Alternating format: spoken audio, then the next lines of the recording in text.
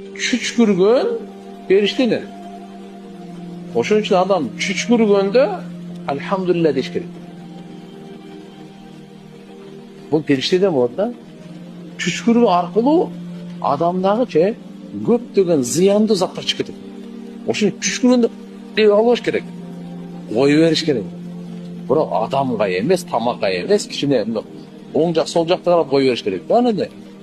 Анан адамдын бетине же тамакка коёсоң, шерменде кылбайсың. А бирок чүчкүрүп койгондо кое берип коюш керек экен. Кээ бир ушундай зыяндуу заттар ушу аркылуу чыгат. Ошон үчүн алхамдулилла дейиш керек да. Ошо Алла Тааланын нематы бул. Чүчкүрүү Алланын нематы. Неке? Алланын нематы. Ошон үчүн алхамдулилла.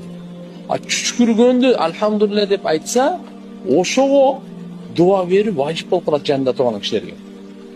Ярхамукаллах деп. Мусулмандын 5 акысы бар го.